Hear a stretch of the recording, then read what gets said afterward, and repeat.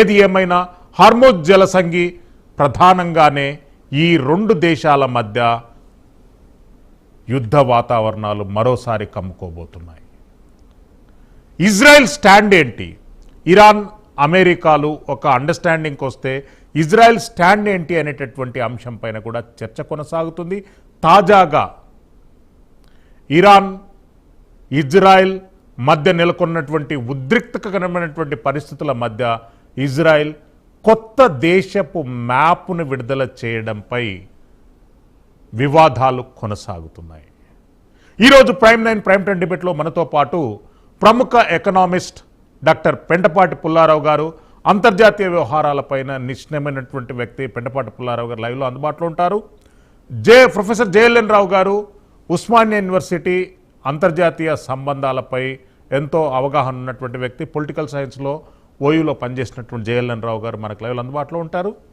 తిరును హరిశేషు గారు senior political analyst మనకు లైవ్లో అందుబాటులో ఉంటారు. పెంటపాటి పుల్లారావు గారు, ఏంటి పశ్చిమాసియాలో నెలకొన్నటువంటి పరిస్థితులు ఏంటి? ఎలాంటి పరిస్థితులకు దారి తీసేటటువంటి అవకాశం ఉంది? యుద్ధం భీకరంగా కొనసాగుతుందా? అమెరికా ఇరాన్ల స్టాండ్ ఎట్లా ఉండబోతుంది? ఇజ్రాయెల్ ఎలాంటి పరిస్థితులను ఎదుర్కొనే అవకాశం ఉంది? అంటే ఒకటి, పాకిస్తాన్ ఫెసిలిటేటర్, ముందు కుర్చీలు బలలు గదులు ఇచ్చారు, ఇప్పుడు మీడియేటర్ పాకిస్తాన్ అయిపోయారు. వాళ్ళు మీడియేట్ చేస్తున్నారు, బాగా ఎఫెక్టివ్గా చేస్తున్నారు. ఇరాన్తో, అమెరికాతో, అరబ్ దేశాలు అడ్వాంటేజ్ తీసుకుంటున్నారు. దాంట్లో వచ్చింది ఏంటంటే మనం అందరం మర్చిపోతాం, పాకిస్తాన్కి ఇరాన్కి ఏం చెప్తుందంటే కాగితం మీద సంతకం పెట్టి అగ్రిమెంట్, ట్రంప్ ఇంకా 2 సంవత్సరాలు ఉంటాడు, పోయాక ఎవరు ఏం చేస్తారు పెట్టేయి, యుద్ధం ఆఫ్ చేసుకో పాకిస్తాన్ చెప్తుంది. అలాగే చెప్పి పాకిస్తాన్ ఇరానియన్ కన్సర్న్స్, ఇరానియన్ డిమాండ్లని అమెరికా కన్వే చేస్తుంది. అది ఎక్సీడ్ అవుతుందని ఇంకో దారి లేదు. సో రేపు పొద్దున్న మన టైం 8 గంటలకో తెల్లవారుజామున డెడ్ లైన్ ఉంటుంది వాళ్ళ ఇది సీజ్ ఫైర్. నేను అనుకుంటున్నా అందరూ కలుస్తారు మంగళవారం. పాకిస్తాన్ నేర్పటం అయితే సంతకం పెట్టి పడాయి కాగితం, ఎవరు చూస్తారు? తర్వాత ట్రంప్ లేనప్పుడు ఎవరు ఎన్ఫోర్స్ చేస్తారు, ఎవరు దబాయిస్తారు? సో పాకిస్తాన్ ఆస్టాయి, కానీ కొన్ని కన్సెషన్స్ అమెరికాతో తెప్పిస్తుంది. ఆఖరి నిమిషం వరకు ఇప్పుడు కూడా డిక్లేర్ చేయలేదు అటెండ్ అవుతామో అవ్వమో క్లియర్గా. ఇరానియన్స్లో వాళ్ళు వచ్చేసినట్టుగా ఉన్నారు. అంతా టెన్షన్ బిల్డప్ చేస్తుంది పాకిస్తాన్. టెన్షన్ బిల్డప్ చేస్తే లాస్ట్ మినిట్ సెట్ మళ్ళీ ఫెయిల్ అయిపోతే పెద్ద యుద్ధం స్టార్ట్ అవ్వాలి. సో పాకిస్తాన్ మధ్యవర్తం ఇరాన్కి ఇలా చెప్తుంది, సంతకం పెట్టే తర్వాత గొడవ ఏంటి? అన్నిటికంటే ముఖ్యం, ఇరాన్ ఇప్పుడు భయపడేది ఏంటంటే దిగ్బంధం. అమెరికా దిగ్బంధం చేసింది, వాళ్ళ బట్టి హార్మోస్ జలసంధి నుంచి ఏ వాళ్ళ బయటికి వెళ్ళలేదు అంటున్నారు, లోపలికి రావడం. అది దానివల్ల చాలా మార్పు వచ్చింది. లెవరేజ్ అమెరికాకు వచ్చింది, అంటే అమెరికా అప్పర్ పొజిషన్లో ఉన్నారు. ఈ జలసంధి పని ఈ దిగ్బంధు కంప్లీట్ చేసి, సో మనం తప్పకుండా జరుగుతాయి, టాక్స్ జరుగుతాయి, అగ్రిమెంట్ కూడా వస్తారు. మనకు బయట కనపడేది ఒకటి, లోపల చెప్పుకునేది ఒకటి. ఇదే లోపల చెప్పేది. కొన్ని American sources, European sources, news paper వాటిల్లో పాకిస్తాన్ ఏంటంటే ఏదో రకంగా కాగితం మీద సంతకం పెట్టాలి. ఇరానియన్స్ కూడా అదే చెప్తున్నారు, పెట్టేసి మీరు వెళ్ళిపోండి, మొదల మీ రాజ్యం, మీ గవర్నమెంట్ సేవ్ అవుతుంది కదా. సో పాకిస్తాన్ మాత్రం తప్పకుండా కలుస్తారు, ఛాన్సెస్ కూడా ఉన్నాయి, అగ్రిమెంట్ ఛాన్సెస్ ఉన్నాయి. డొనాల్డ్ ట్రంప్ అవకాశం పోనప్పుడు వాళ్ళే పీస్ తీసుకొచ్చేది మిడిల్ ఈస్ట్ అని చెప్పుకోవటానికి. సో చాలా డెవలప్మెంట్స్ రేపు అవ్వచ్చు. ఎస్, ప్రొఫెసర్ జేఎల్ఎన్ రావు గారు, ఎలాంటి పరిస్థితులు ఉత్పన్నమయ్యే అవకాశం ఉంది? బుధవారము డెడ్లీ అటాక్స్ ప్రారంభిస్తామని చెప్పి ట్రంప్ కొద్దిసేపటి క్రితమే ప్రకటించారు. ఎలాంటి పరిస్థితులు పశ్చిమాసియాలో నెలకొనే అవకాశం ఉంది? ఇక్కడ మనము ఒక క్వశ్చన్ తోని స్టార్ట్ చేయాల్సి ఉంటుందండి. ఏ అనలిస్ట్ అయినా కూడా ఏ సోర్స్ మీద ఆధారపడి మనం విశ్లేషించడం జరుగుతుంది అనేది ముఖ్యమైనదండి. ఇప్పుడు అమెరికాలో డెమోక్రటిక్ కంట్రీ కాబట్టి న్యూస్ పేపర్స్ రిపోర్ట్ చేస్తాయి. అలానే ప్రెసిడెంట్ ట్రంప్ కూడా ఆయన ఎక్స్లో పోస్ట్ చేయడం అంటూ జరుగుతుంది. మీరు గత కొన్ని వారాల నుంచి చూడండి, ఆయన భాష ఎప్పుడు కూడా థ్రెటనింగ్ లాంగ్వేజ్, డిప్లొమాటిక్గా ఇష్యూను సాల్వ్ చేస్తాం అనే దానికి అనేది జరగడం లేదు. డిప్లొమాటిక్ ఎఫర్ట్స్ అనేది ఏంటంటే తెర వెనుక జరగడం అంటూ జరుగుతుంది. ఇక ఇరాన్కు వచ్చినట్టు అయితే సుప్రీం లీడర్ని ఎప్పుడైతే తెర నుంచి తొలగించిన తర్వాత అక్కడ ఉన్నటువంటి స్ట్రక్చర్లు ఎవరు డిసిషన్ తీసుకుంటున్నారు, లేకపోతే ఇప్పుడు మనం ఏం చేస్తున్నాం, ఇరాన్ ఒక దేశము, అమెరికా ఇంకొక దేశము, ఇజ్రాయెల్ ఇంకొక దేశం. అమెరికాకు ఒక స్ట్రక్చర్ ఉంది, అలానే ఇజ్రాయెల్కి కూడా ఉంది. ఇరాన్కు సుప్రీం లీడర్ పోయిన తర్వాత ఇప్పుడు ఆ దేశంలో ఉన్నటువంటి ప్రెసిడెంట్ అతనికి నెగోషియేట్ చేసేటందుకు పూర్తి అధికారం ఉందా? ఒకవేళ అతను ఒక నిర్ణయాన్ని తీసేసుకుంటే ఐఆర్జీసీది ఒప్పుకుంటుందా? ఐఆర్జీసీలో మనం మామూలుగా అనుకుంటున్నాం, ఒకటే కాకుండా అందులో కూడా కొన్ని డివిజన్స్ అనేటివి ఉన్నాయి, ఒక 3, 4, 5, 6. ఈ పరిస్థితులలో ఒకరు నిర్ణయం తీసుకుంటే మిగతా వాళ్ళు దాన్ని ఆనర్ చేస్తారా? ఇది సమస్య. అందుకొరకే మనం గత 10-15 రోజుల నుంచి చూసినట్టయితే ఇంతకుముందు శాంతి చర్చలు అయినాయి. ఆ శాంతి చర్చలు డైరెక్ట్గా ఇద్దరి మధ్య జరిగినాయా? అమెరికా సైరస్ వాన్స్ లేకపోతే ఇరానియన్ ఇద్దరు కూడా ఏం చేశారు, పాకిస్తాన్కు చెప్పినారు. ఇక్కడ ఇంకొకటి కూడా మనం గుర్తుంచుకోవాల్సింది, పాకిస్తాన్ ఎవరు ప్రైమ్ మినిస్టర్ చేస్తున్నాడా, ఆసిఫ్ మునీర్ చేస్తున్నాడు. ప్రోటోకాల్ ఇష్యూ అనేది కూడా ఒకటి ఉంది కదా. మనం శాంతిని కాంక్షిస్తున్నాం కాబట్టి సక్సెస్ కావాలనేది కోరుకుంటున్నాం. ఎందుకంటే వచ్చేటువంటి పర్యవసానాలు చాలా తీవ్రంగా ఉంటాయి ప్రపంచానికి, ప్లస్ భారతదేశానికి, అట్లానే సౌత్ ఏషియాకు కూడా. సో కాబట్టి ఈ పరిస్థితులు ఏంటంటే, ఒకటి గత దాదాపు నెలన్నర నుంచి అమెరికా ఆర్థికంగా సైనిక పరంగా ఇంతకు ఉన్నటువంటి విలువను కొంచెం తగ్గిపోవడం అంటూ జరిగింది. అలానే ఇరాన్ కూడా చాలా డిస్ట్రక్షన్కు లోన్ కావడం అంటూ జరిగింది. రెండూ కూడా శాంతిని కోరుకుంటున్నాయి, కానీ ఆ శాంతి ఎలా చేసుకోవాలనే దాని మీద ఇద్దరి మధ్య కూడా డిఫరెన్సెస్ అనేటివి ఉన్నాయి. సో కాబట్టి మళ్ళా రెండోసారి కూడా ఏంది అని అంటే, రెండు పార్టీస్ కూడా ఒక ఎఫర్ట్ అనేది మొదలు పెట్టినాయి. కాకపోతే దీన్ని మనం ఇది ఇట్లానే జరుగుతుంది అని ప్రస్తుతానికైతే చెప్పేటందుకు వీలు లేదని నా యొక్క అభిప్రాయం. డాక్టర్ శేషు గారు, ఇజ్రాయెల్ ఎప్పుడూ సీజ్ ఫైర్ టాక్స్లలో పాల్గొనలేదు, ఇరాన్ అమెరికాలు పాల్గొన్నాయి. మరి ఇజ్రాయెల్ స్టాండ్ అమెరికా ఎందుకు గౌరవించలేదు? రేపటి నుండి ఎలాంటి పరిస్థితులు నెలకొనబోతున్నాయి? శ్రీశైలం గారు, అందరికీ నమస్కారం. ఏప్రిల్ 8 నాడు ట్రంప్ మాట్లాడిన మాటల్ని ఒక్కసారి మనం గమనంలోకి తీసుకుంటే, మాతో ఒప్పందం చేసుకోకపోతే ఇరాన్ ని రాతి యుగంలోకి పంపిస్తానన్నాడు. ఇరాన్ కి నాగరికత లేకుండా చేస్తానని అసలు హూంకరిస్తే ప్రపంచమంతా ఏం జరుగుతుందని చూశారు. అయితే మధ్యవర్తులు ఒక ప్రతిపాదన చేశారు, 45 రోజులు సీజ్ ఫైర్ కి రావాలి రెండు దేశాలు అని ఒక ప్రతిపాదన పాకిస్తాను, ఈజిప్టు, తుర్కే చేస్తే ఒక 2 వారాల ప్రతిపాదన సీజ్ ఫైర్ కి రెండు దేశాలు అంగీకరించాయి. అయితే ఈ సీజ్ ఫైర్ కుదిరిన తర్వాత 2 వారాలు మొదటి దఫా పీస్ టాక్స్ ఇస్లామాబాద్ లో ఏప్రిల్ 11, 12 నాడు జరిగాయి. కానీ ఆ పీస్ టాక్స్ లో ఏ విధమైనటువంటి ఒప్పందాలకి రాలేదు, అక్కడ అర్ధాంతరంగా ముగిసిపోయాయి. అయితే ఇప్పుడు మళ్ళీ ఈ 2 వారాల తాత్కాలిక శాంతి ఒప్పందము, తాత్కాలిక కాల్పుల విరమణ ఒప్పందం ముగిసిపోతున్నటువంటి నేపథ్యంలో, ఏప్రిల్లో 22 బుధవారానికి ముగిసిపోతున్నటువంటి నేపథ్యంలో, దీనికంటే ముందు 2వ దఫా శాంతి చర్చలు ఇస్లామాబాద్ లో జరుగుతాయనే వార్తలు వచ్చాయి. అవి కూడా కార్యరూపం దాల్చలేదు. దానికి ప్రధాన కారణము హార్ముజ్ దగ్గర ఏర్పడుతున్నటువంటి ఉద్రిక్తతలు, తర్వాత ఇరాన్ కి సంబంధించినటువంటి తౌష్కా వాణిజ్య నౌకని అమెరికా తన చెరలోకి తీసుకోవటంతో టాక్స్ జరుగుతాయా అనేటటువంటి ఒక సందిగ్ధత మనకు ఏర్పడుతున్న క్రమంలో ఏం జరగబోతుంది, ఈ 2 వారాల సీజ్ ఫైర్ ముగిసిన తర్వాత ఏం జరగబోతుంది అంటే, 2 వైపుల నుంచి వస్తున్నటువంటి సవాళ్లు, ప్రతి సవాళ్లు చూస్తే మరొకసారి యుద్ధం మొదలవుతుందా అనేటటువంటి అనుమానాలు కలుగుతున్నాయి.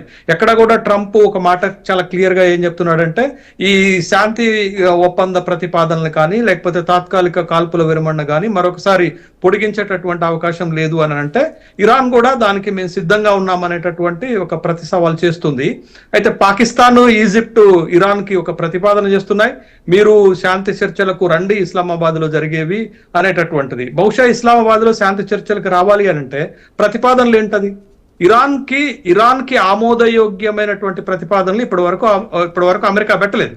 పెట్టినప్పుడు రెండు శాంతి చర్చలు ఇంకొకసారి జరిగినా, మూడోసారి జరిగినా, నాలుగోసారి జరిగినా రెండు దేశాల మధ్య పరస్పర విశ్వాసం లేకపోతే, పరస్పర నమ్మకం లేకపోతే ఎన్నిసార్లు శాంతి చర్చలు జరిగినా, ఎవరు మధ్యవర్తిత్వం వహించినా ఈ సమస్యకు ఒక పరిష్కారం దొరకదు. ముఖ్యంగా అమెరికా పెడుతున్న 3 ప్రతిపాదనలు ఇరాన్ ఎట్టి పరిస్థితులు ఒప్పుకోదు. ఎందుకు ఒప్పుకోదు అంటే ఇరాన్ ఒప్పుకుంటే ఇరాన్ సమగ్రతకే దెబ్బ. ఆ 3 ప్రతిపాదనలు ఒప్పుకుంటే ప్రతిపాదన 1 ఏంటి అని అంటే మీరు ఇప్పటి వరకు శుద్ధి చేసినటువంటి 440 కిలోగ్రాముల యురేనియాన్ని మాకు అప్పజెప్పాలన్నారు. సిద్ధపడతారా? రెండోది అణ్వస్త్రాలను తయారు చేసుకునేటటువంటి ప్రక్రియను నిలిపివేయాలని ఒక ప్రతిపాదన పెట్టారు. సిద్ధపడుతుందా ఇరాను?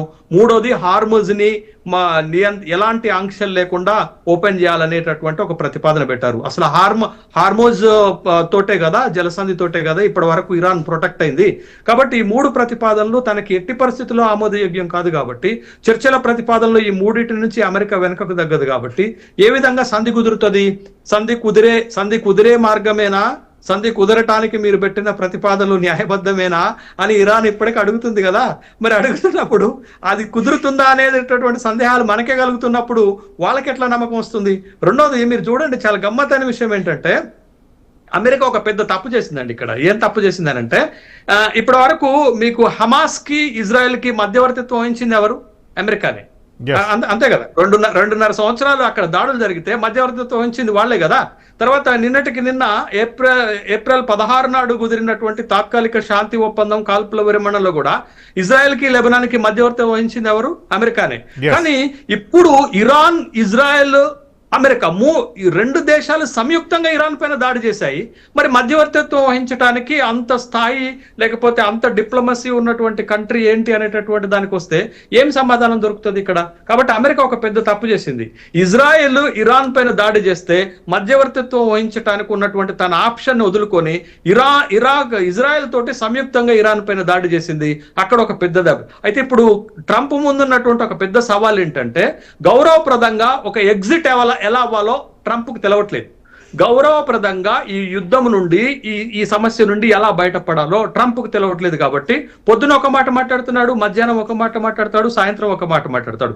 మొత్తం కన్ఫ్యూజింగ్ అయిపోయి ఒక డిప్లొమాటిక్ స్టేట్మెంట్ కాకుండా తనకి ఏం నచ్చితే అదే చెప్తాడు. ఇరాన్ పట్ల తను ఉన్నటువంటి వైఖరి చెప్పడానికి ఒకటే మాట చెప్పాడు ఇటీవల. ఏం చెప్పాడనంటే ఇరాన్ గనక అణ్వస్త్రాన్ని సంపాదించుకొని ఉంటే మనం ఇరాన్ ని సర్ అని పిలవాలి అని అన్నాడు. అంటే ఏ స్థాయిలో ఇరాన్ పట్ల తన వైఖరి ఉంది అనేటటువంటి చెప్పడానికి ఒక్క ఉదాహరణ చాలు.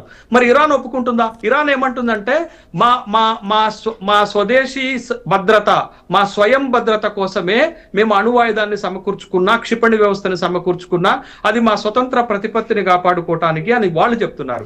మరి ఎలా ఈ సమస్యకు ఒక పరిష్కారం? మళ్ళీ వస్తాను. పెండపాటి పుల్లారావు గారు, ప్రొఫెసర్ జయలన్ రావు గారు, ఇప్పుడున్నటువంటి పరిస్థితులలో యూరోపియన్ యూనియన్ కూడా ఈ యుద్ధంలో అంతర్భాగం అయ్యేటటువంటి పరిస్థితులు స్పష్టంగా కనిపిస్తున్నాయి. ఎట్లా చూడాలంటారు ఈ వ్యవహారాన్ని?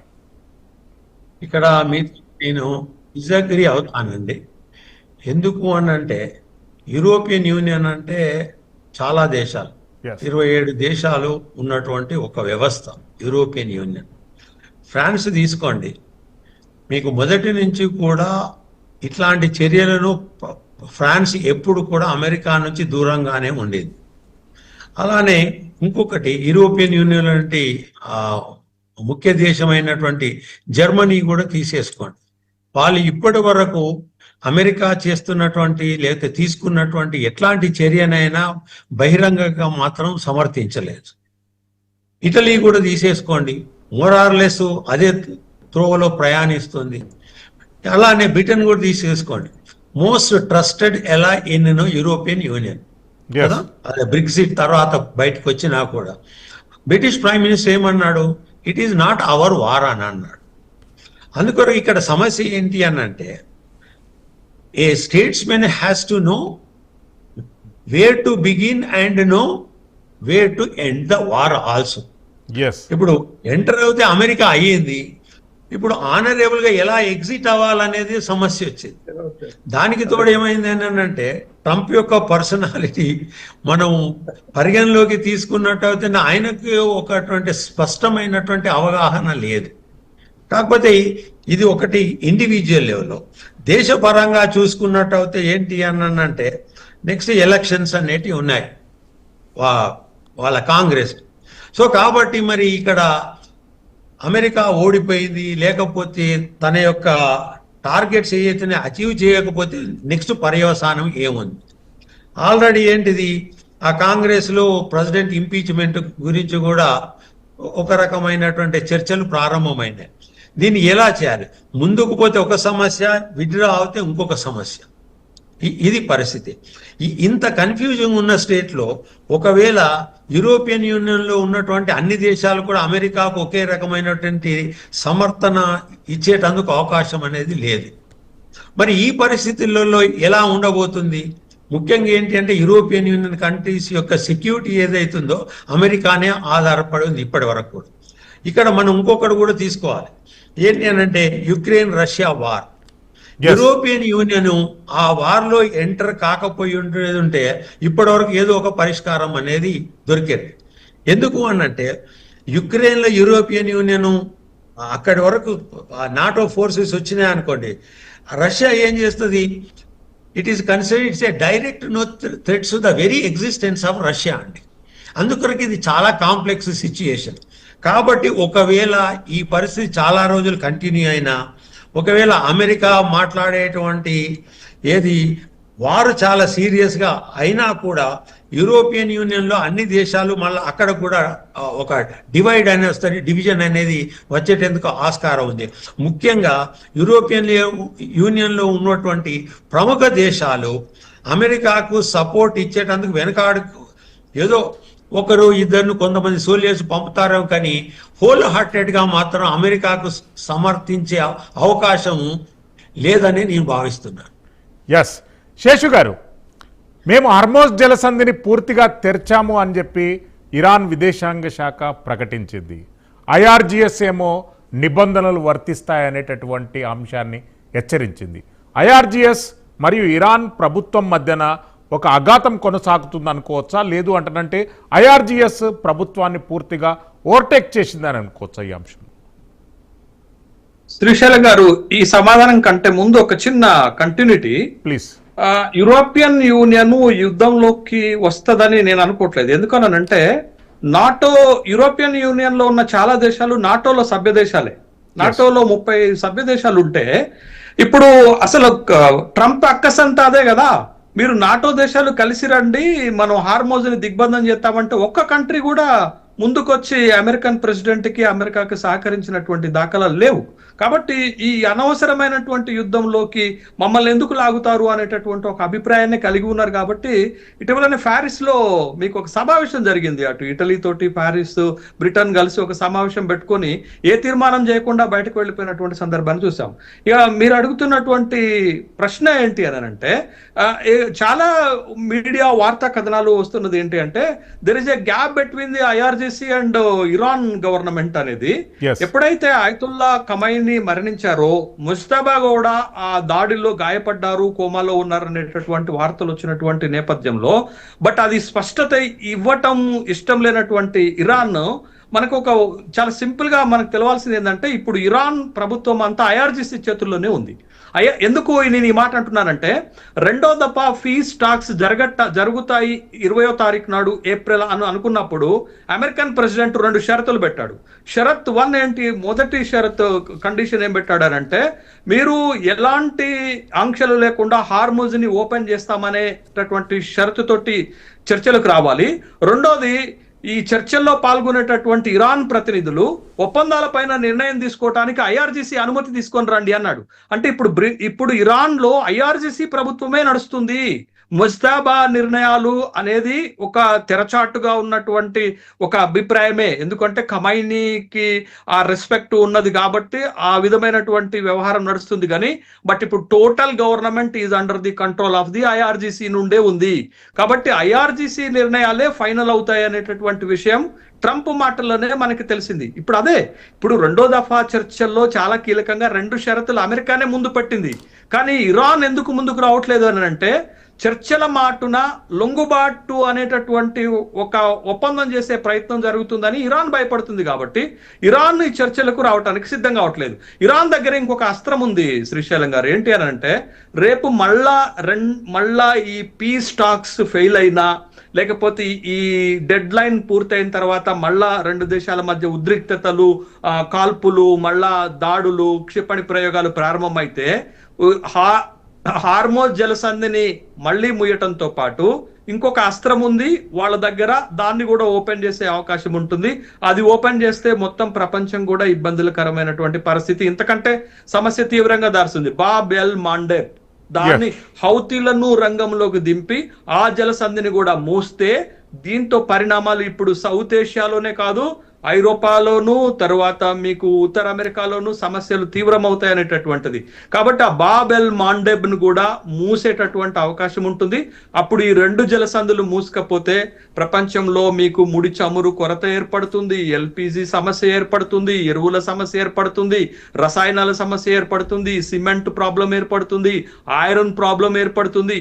ఇన్ని సమస్యలు. ఇవాళ యుద్ధంతో సంబంధం లేని వస్తువుల ధరలు కూడా పెరిగాయి. ఈవెన్ అట్ అమెరికాలో కూడా 3.3% ద్రవ్యోల్బణం అక్కడ పెరిగితే, ప్రపంచం మొత్తం ద్రవ్యోల్బణం పెరిగితే అది మొత్తం ప్రపంచ ఆర్థిక వ్యవస్థ పైన తీవ్రమైనటువంటి ప్రభావం చూపడుతుంది. కాబట్టి ప్రపంచం అంతా ఎదురు చూస్తుంది.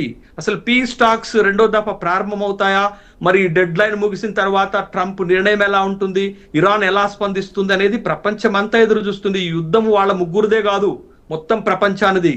కాబట్టి ప్రపంచ శ్రేయస్సు దృష్ట్యానైనా అమెరికన్ ప్రెసిడెంట్ ఒక ప్రపంచంలో ఒక నెంబర్ 1 కంట్రీగా, ప్రపంచంలో ఒక పెద్దన్న పాత్రలో ఈ యుద్ధము ముగింపుకి అందుకే ఏమంటున్నాము, వాళ్ళు ఇరాన్ చాలా స్పష్టంగా ఉంది శ్రీశైలం గారు. ఏమంటుందనంటే, ఇది మేము కోరుకున్న యుద్ధం కాదు, మాపై రుద్దబడ్డ యుద్ధం అని వాళ్లే చెప్తున్నారు. ఈ యుద్ధాన్ని మేము ప్రారంభించలేదు, వాళ్లే ప్రారంభించారు, ముగించాల్సింది కూడా వాళ్లే అని. ఈ యుద్ధం ముగింపు అనేది ఖచ్చితంగా అమెరికన్ ప్రెసిడెంట్ చేతుల్లోనే ఉందండి. ఇప్పుడు అయితే ఒక చిన్న బ్రేక్ తీసుకుందాం. బ్రేక్ తర్వాత మరిన్ని అప్డేట్స్ కొనసాగుతాయి. ప్రైమ్ 9 ప్రైమ్ టైమ్ డిబేట్ కొనసాగుతుంది. చిన్న break. Will be back soon. Keep watching.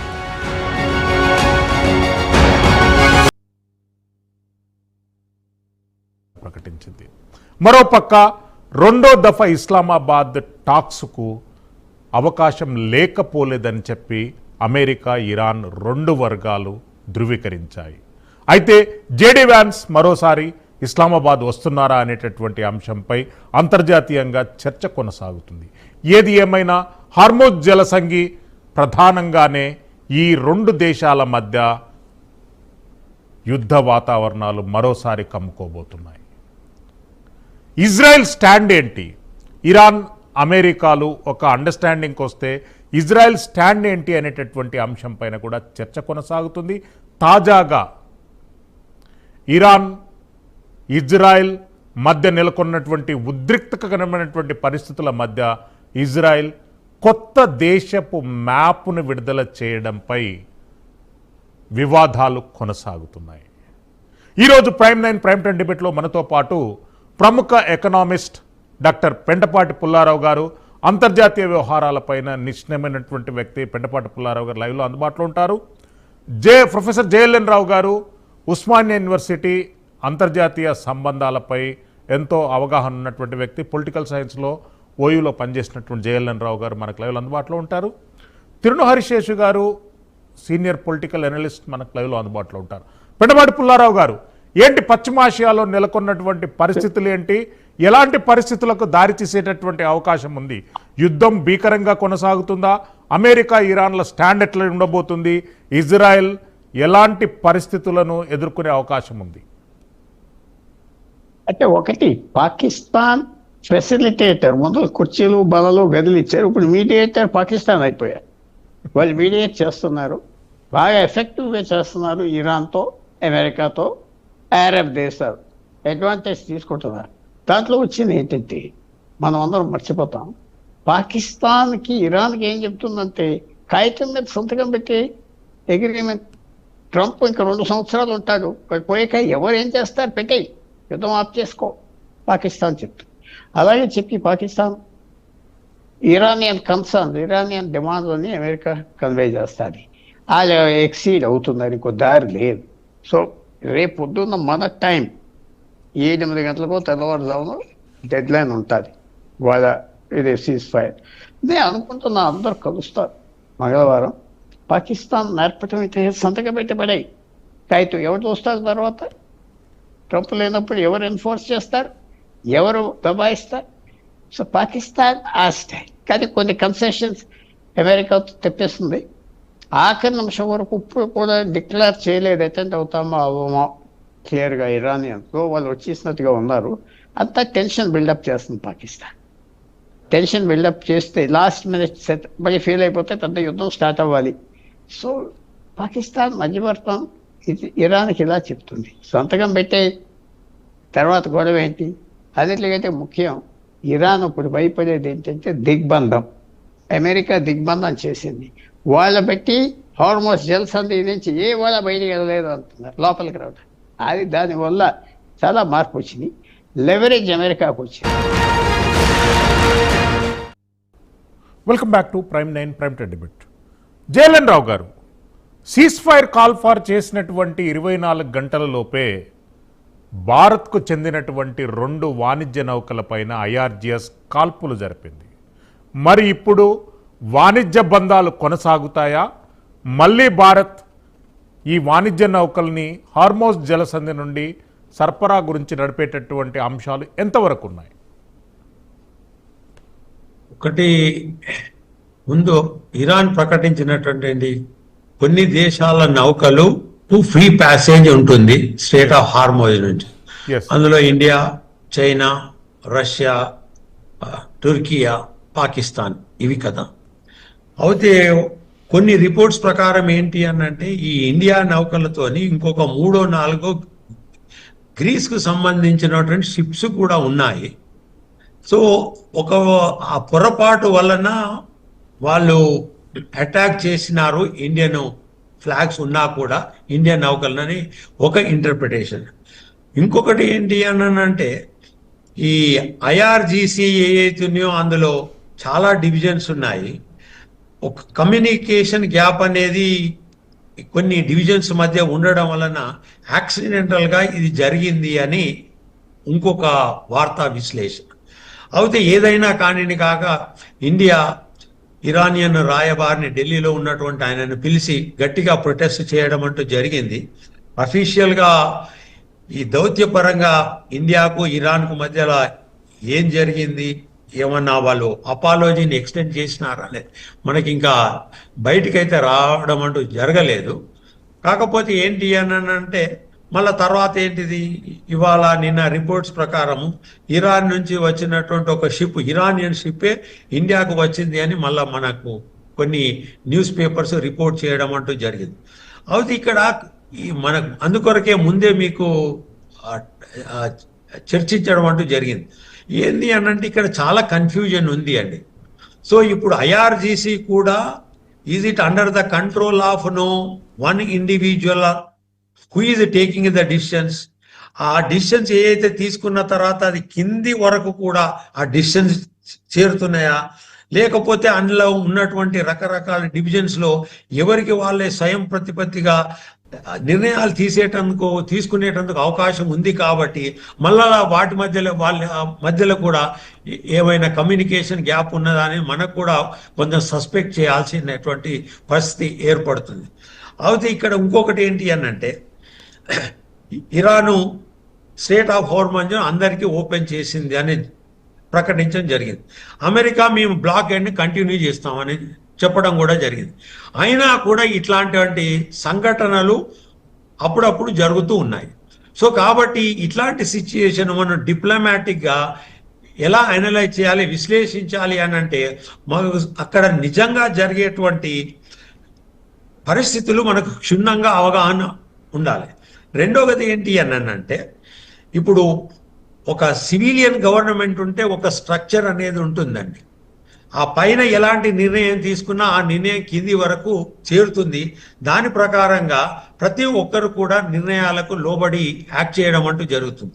ఇట్లాంటి సంఘటనలు జరిగినప్పుడు మనకి ఏమో తెలుస్తుంది అని అంటే అసలు ఆ కమాండ్ స్ట్రక్చర్ అనేది ఉందా, ఎవరికి వారే ఇండిపెండెంట్గా నిర్ణయాలు తీసుకుంటున్నారని ఒక పెద్ద క్వశ్చన్ అనేది మనకు ఎరైజ్ కావడం అంటూ జరుగుతుంది.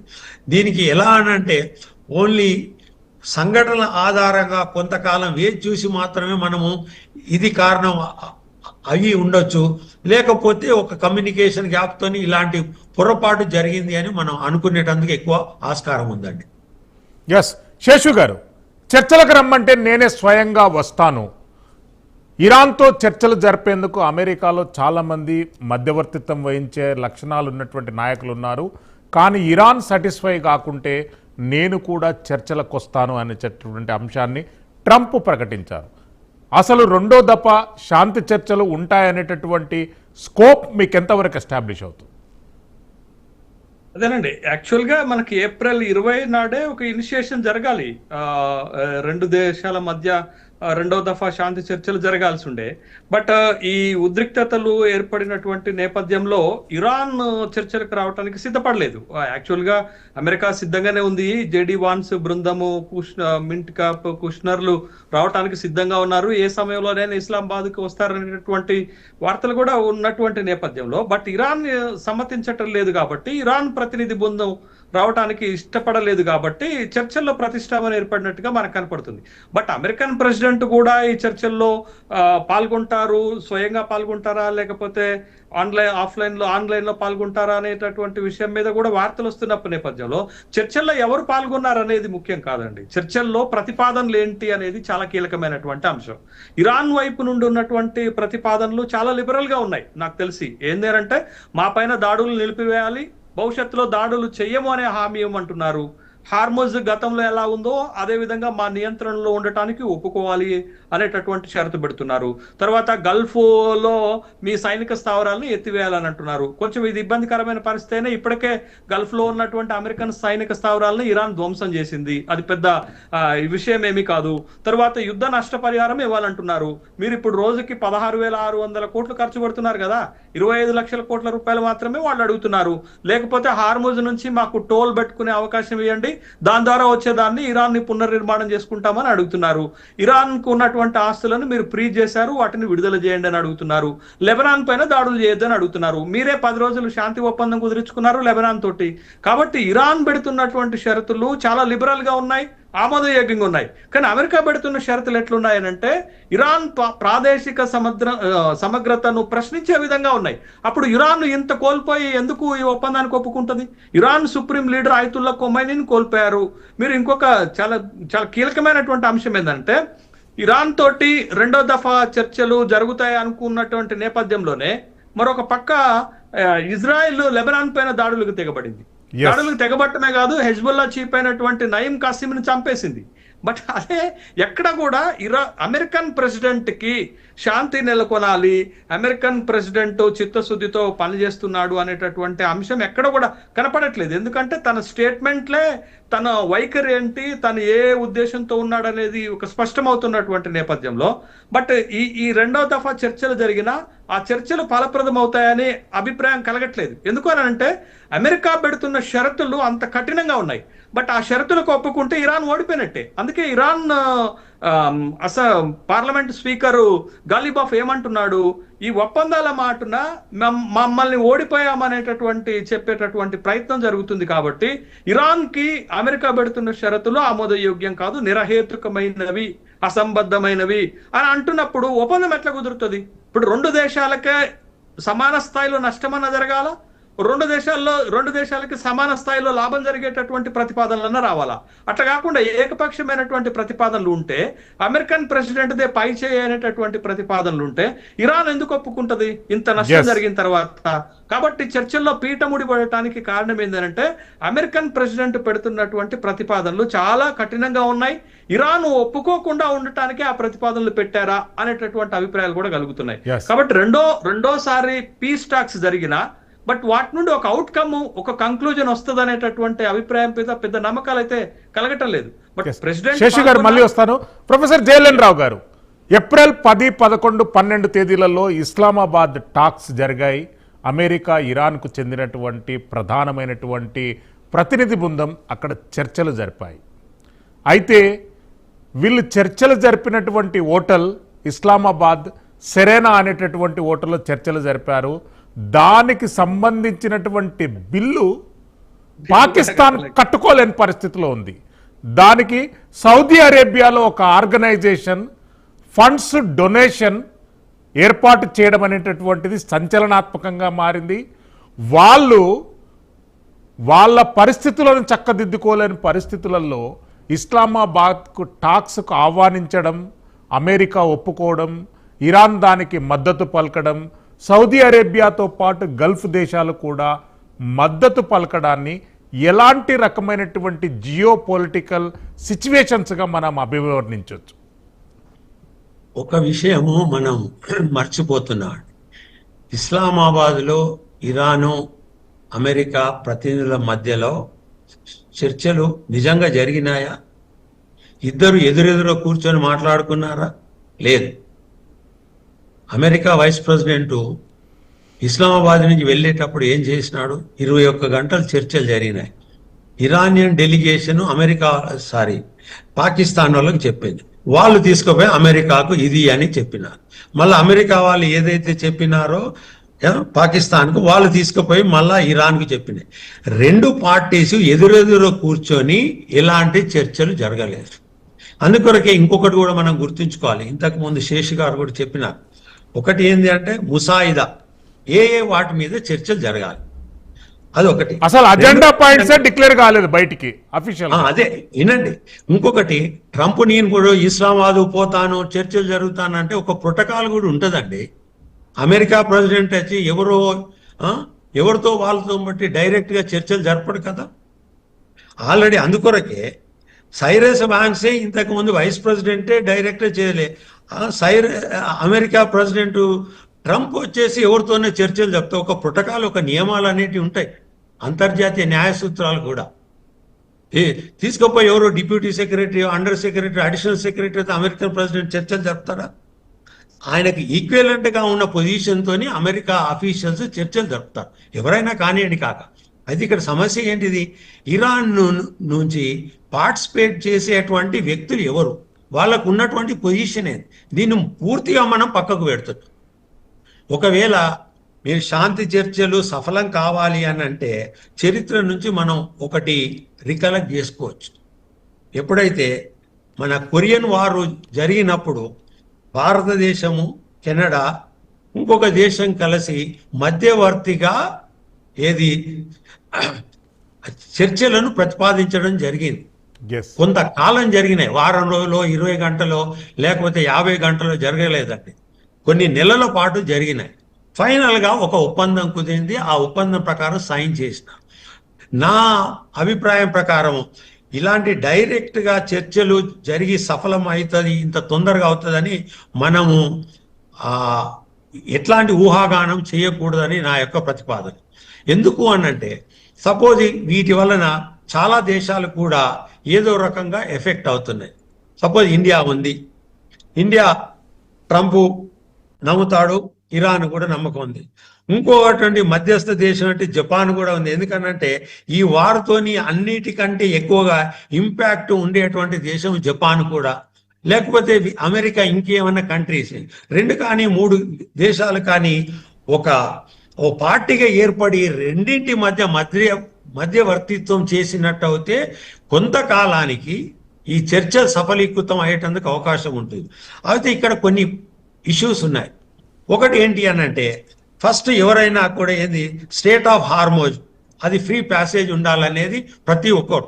అక్కడి నుంచి మొదలవుతే తర్వాత ఈ న్యూక్లియర్ వెపన్కి సంబంధించిన రీసెర్చ్ ఏదైతుందో అది కొంతకాలం 5, 10, 15 సంవత్సరాలు, ఇప్పుడు ఇంటర్నేషనల్ ఆటమిక్ ఎనర్జీ ఏజెన్సీ ఏదైతున్నాయో వాళ్ళ పరిధిలో ఆ 2 దేశాల మధ్య, వ్యక్తుల మధ్య మళ్ళీ చర్చలు జరగాల్సి ఉంటుంది. ఎందుకంటే it's a complicated and very technical issue అండి.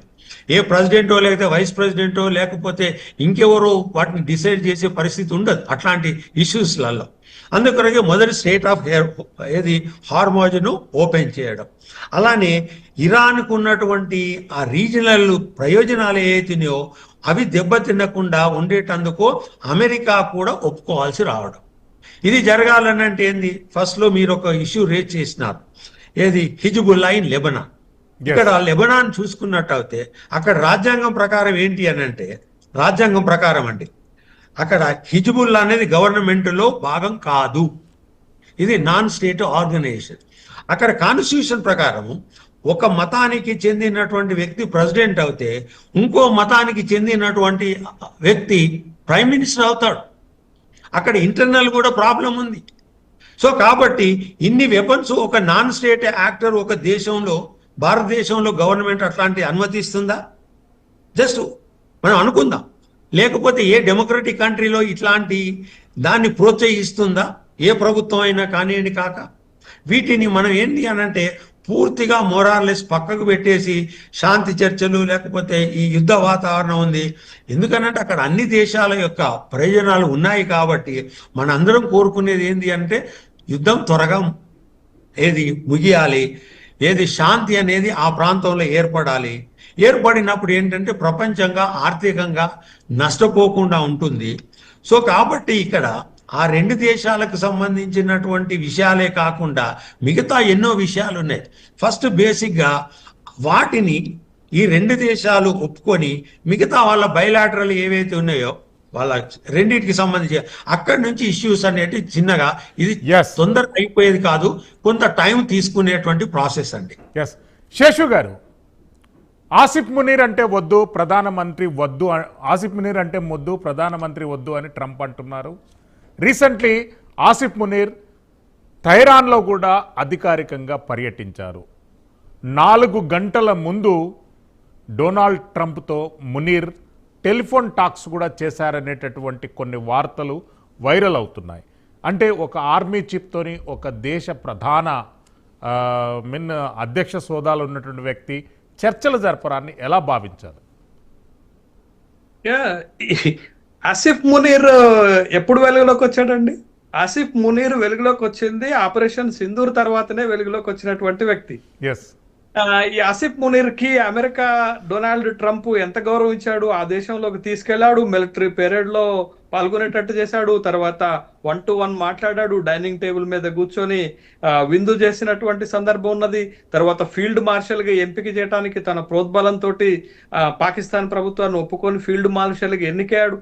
ఆసిఫ్ మునీర్ కి ఈ మధ్య కాలంలో అంత ఎలివేషన్ ఇచ్చినటువంటిది అమెరికా. అసలు యాక్చువల్ గా మనం దీంట్లో శ్రీశైలం గారు గమనించాల్సింది ఏంటంటే పాకిస్తాన్ కి ఈ పీస్ టాక్స్ చేసే కెపాసిటీ లేదండి. మరి కెపాసిటీ లేకుండా పీస్ టాక్స్ ఇస్లామాబాద్ లో ఎందుకు జరుగుతున్నాయంటే అమెరికా డొనాల్డ్ ట్రంప్ మీడియేట్ చేయడానికి ఎన్నుకున్నటువంటి ఒక దేశమే అమెరికా, అదే పాకిస్తాన్. అంతేగాని ఇరాన్ కి సమ్మతమైనటువంటి దేశం కాదు, ఇరాన్ కోరుకున్నటువంటి దేశం కూడా కాదు. కేవలం అమెరికా తన కన్వీనియంట్ కోసము పాకిస్తాన్ లో పీస్ టాక్స్ జరగాల, ఇస్లామాబాద్ లో జరగాలనేది అది ఆ ఇద్దరు చేతిలో, షహబాజ్ షరీఫ్ చేతిలోను ఆసిఫ్ మునీర్ చేతిలో పెట్టారు. ఎందుకనంటే వాళ్ళిద్దరు కూడా ఎట్టి పరిస్థితులలో అమెరికాకి ఏజెంట్స్ గా పనిచేస్తారు, అమెరికా చెప్పినట్లే వింటారు, అమెరికా ప్రయోజనాలను కాపాడే విధంగానే వాళ్ళు యాక్ట్ చేస్తారు. ఇప్పుడు సెకండ్ టర్మ్ టాక్స్ లో కూడా ఇరాన్ రానంటుంటే మళ్ళీ అదే ఆసిఫ్ మునీర్, అదే షహబాజ్ పాకిస్తాన్ మీడియేట్ తీసుకొని మీరు రండి మాట్లాడాలనేటటువంటి ఇనిషియేటివ్ తీసుకుంటున్న సందర్భం ఉంది. రెండోది ఏంటి అంటే ఆసిఫ్ మునీర్ కి మీకు అమెరికాతో, అమెరికన్ ప్రెసిడెంట్ తో ఎంత సంబంధాలు ఉన్నాయో అంతకంటే ముందు ఐఆర్జీసీతో సంబంధాలు ఉన్నాయి. ఐఆర్జీసీ తోటే కాదు, ఇరాన్ లో ఉన్నటువంటి కీలక నేతలతో కూడా ఆసిఫ్ మునీర్ కి సంబంధాలు ఉన్నాయి. పర్షియన్ గల్ఫ్ లో ఉన్నటువంటి గల్ఫ్ కంట్రీస్ యొక్క సైనికాధికారులతో గాని ప్రభుత్వాలతో గాని ఆసిఫ్ మునీర్ కి చాలా దగ్గర సంబంధాలు ఉన్నటువంటి నేపథ్యంలో ఆసిఫ్ మునీరే చాలా కేంద్రంగా అక్కడ ఒక బలమైనటువంటి వ్యక్తిగా చూపించేటటువంటి ఒక ప్రొజెక్షన్ జరుగుతుంది. అది అమెరికన్ ప్రెసిడెంట్ కి అత్యంత నమ్మదగ్గైనటువంటి వ్యక్తి. ఈ చర్చలకు వస్తున్న జేడి వాన్స్, మింట్ కాఫ్, తర్వాత కుష్నర్ తో సహా ఇంకొక ఫోర్త్ ఫోర్స్ గా తనకి నమ్మదగిన వ్యక్తి ఎవరంటే ఆసిఫ్ మునీర్. కాబట్టి ఆసిఫ్ మునీర్ ఉన్నంత వరకు అమెరికా ప్రయోజనాలకు దెబ్బ తలగనియడు అనేది ట్రంప్ యొక్క నమ్మకం. కాబట్టి ఆసిఫ్ మునీర్ కి ఆ స్థాయి ఎలివేషన్ ఇస్తున్నటువంటి సందర్భాన్ని మనం చూసాం. అయితే ఇక్కడ ఇంకో గమ్మత్తైన విషయం ఏంటంటే యుద్ధం ప్రారంభమైనప్పుడు అమెరికన్ ప్రెసిడెంట్ ఏం చెప్పాడండి? 4-5 వారాల్లో యుద్ధాన్ని ముగించేస్తామన్నాడు. ఇప్పుడు అమెరికన్ ప్రెసిడెంట్ అహం దెబ్బతిన్నది. ఎందుకంటే 39 రోజులుగా యుద్ధాన్ని సస్టైన్ చేయగలిగినటువంటి కెపాసిటీ ఇరాన్ తీసుకున్నది. అమెరికా ససేమిరా అన్నటువంటి అమెరికన్ ప్రెసిడెంట్ ని పీస్ స్టాక్ దాకా తీసుకొచ్చినటువంటి కెపాసిటీ ఇరాన్ కు ఉన్నటువంటి సందర్భాన్ని మనం గుర్తిస్తున్నాము. కాబట్టి ఆయన అహం దెబ్బతిన్నది కాబట్టి ఇరాన్ తోటి ఒక గౌరవప్రదమైనటువంటి ఎగ్జిట్ ఉండాలా, ఒక టాక్స్ ఉండాలని కోరుకుంటున్నాడు. అసలు అమెరికన్ ప్రెసిడెంట్ కు ఒక రహస్య అజెండా ఉందండి. ఆ రహస్య అజెండా తోటే ఇది పీట ముడిపడుతుంది. రహస్య అజెండా ఏంటి అని అంటే, ఫస్ట్ ఇరాక్ ని తన ఆధీనంలోకి తీసుకున్నాడు, తర్వాత వెనజులాను తన ఆధీనంలోకి తీసుకున్నాడు, ఇప్పుడు ఇరాన్ కూడా తన ఆధీనంలోకి తీసుకుంటే చమురు పైన ప్రపంచంలో ఉన్నటువంటి చమురు పైన తనకు బలం చిక్కుతుంది. చమురు పైన బలం చిక్కితే దాంతో రష్యాని కంట్రోల్ చేయగలుగుతాడు, దాంతో చైనాని కంట్రోల్ చేయగలుగుతాడు, దాంతో భారత్ లాంటి దేశాలను తన వైపుకు తిప్పుకోగలుగుతాడు. బట్ అతనికి ఉన్నటువంటి రహస్య అజెండా అదే. ఇప్పుడు మీరు చూడండి, వెనజులా ఎప్పుడైతే అమెరికన్ కంట్రోల్లోకి వెళ్ళిపోయిందో క్యూబాలో ఏం జరుగుతుంది సార్?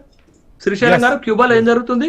క్యూబాలోకి వెనజులా నుండి చమురు దిగుమతి కాకపోతే చీకట్లు గమ్ముకుంటున్నాయి. అక్కడ మొత్తం చీకట్లో బతుకుతుంది క్యూబా.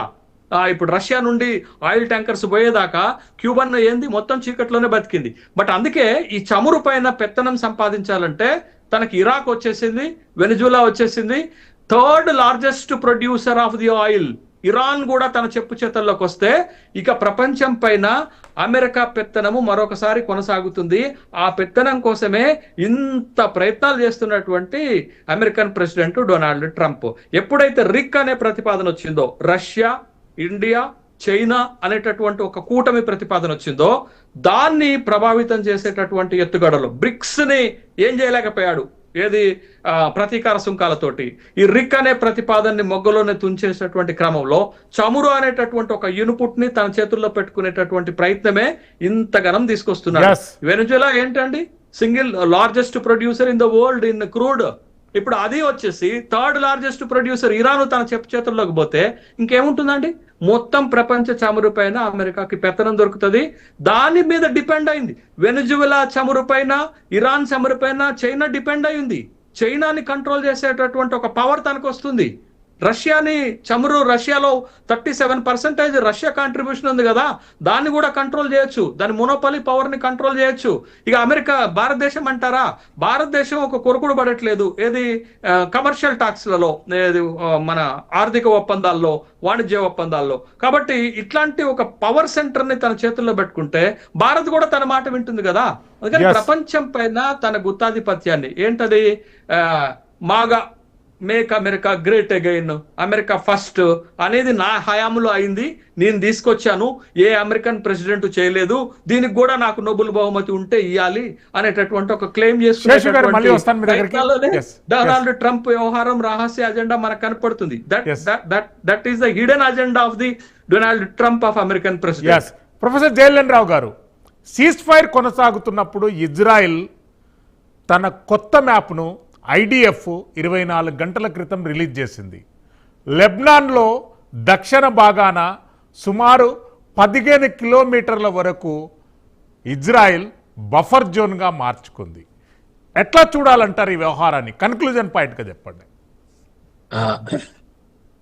1948 నుంచి ఇజ్రాయెల్ ఏర్పడిన నుంచి ఇజ్రాయెల్కి ఇది కొత్తది కాదు. ఎప్పుడు అవకాశం ఉంటుందో యుద్ధం ద్వారా తన యొక్క టెరిటరీస్ని ఎక్స్పాండ్ చేసుకుంటూ పోతుంది.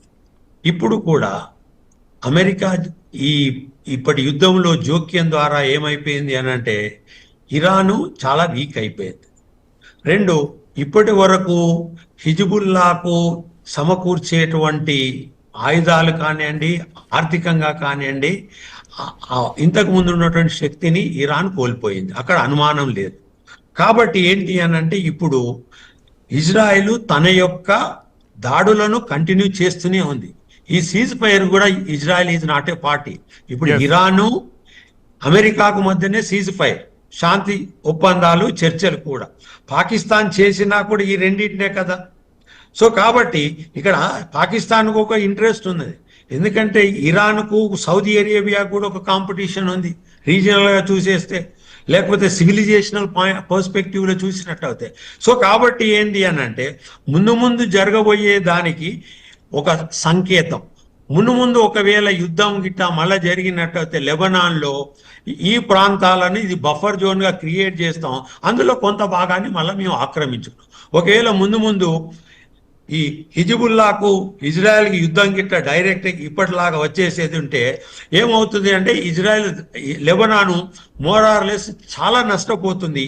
ఈ ప్రాంతాన్ని ఆక్రమించుకునేది మళ్ళీ అందులో కొంత భాగం బఫర్ జోన్గా. అట్లా అయినప్పుడు ఏమంటే ఎలాంటి యాక్షన్ తీసుకుంటే ఇమీడియట్ గా రియాక్షన్ అనేది ఇజ్రాయెల్ తరఫున ఉండబోతుందని. సో కాబట్టి ఈ పర్స్పెక్టివ్ లో మనం ఇజ్రాయెల్ రిలీజ్ చేసినటువంటి ఈ కొత్త మ్యాప్ను చూడాల్సి వస్తుంది. ఎస్ శేషు గారు, అంటే దేశవ్యాప్తంగా కూడా ఒక రకమైనటువంటి చర్చ కొనసాగుతుంది. ఒకవేళ అమెరికా ఇరాన్ శాంతి చర్చలు వీగిపోతే భారతదేశం కూడా ఏదో ఒక పక్షాన చేరవలసినటువంటి అవసరం ఆవశ్యకత ఉంది అనేటటువంటి కన్క్లూజన్ పాయింట్గా చెప్పండి ప్లీజ్.